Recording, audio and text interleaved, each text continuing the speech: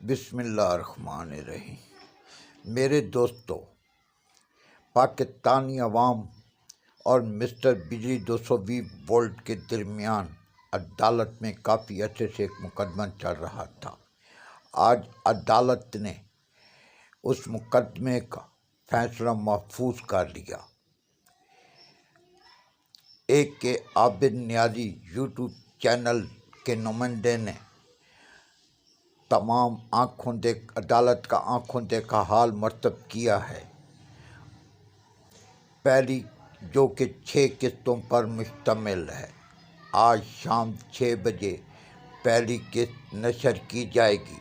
تمام محب وطن پاکستانیوں سے گزارش ہے کہ اس مقدمے کی تمام احوال آنکھوں دیکھا حال سنیں اور دیکھیں، اور اس کے بعد اگر کسی قسم کی کوئی ناانصافی ہوئی ہے یا کوئی غلطی ہوئی ہے تو اسے آگاہ کریں اور اپنا محب وطن پاکستانی ہونے کا ثبوت پیش کریں۔ پھر آپ کو بتا دیں کہ کے عابد نیازی پیش کر رہا ہے پہلی قسط شام 6 بجے۔ وعلیکم السلام۔ امید ہے کہ آپ اس مقدمے کو لائک بھی کریں گے اور کامنٹ بھی کریں گے اور سبسکرائب بھی کریں گے، اور ہماری ریکویسٹ بھی ہے لائک بھی کریں اور کامنٹ بھی کریں اور سبسکرائب بھی کریں۔ Thank you.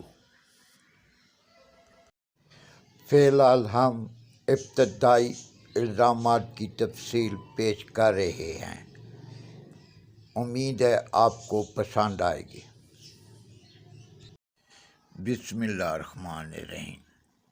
ناظرین گرامی، آج عدالت میں ایک اہم مقدمہ ملزم جس کا نام بجلی 220 وولٹ 11 kV وولٹ ہے، اس کے خلاف عوام نے درج کرایا ہے۔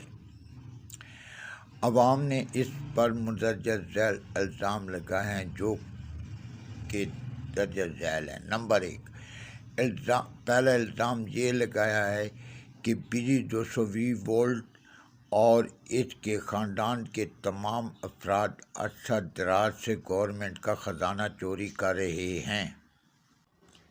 الزام نمبر 2 یہ ہے کہ ملزم بجلی اور اس کے خاندان کے تمام افراد سرکاری ملازم ہیں۔ جب بھی ان کی حاضری چیک کی جاتی ہے 25% ہمیشہ غیر حاضر پائے گئے ہیں۔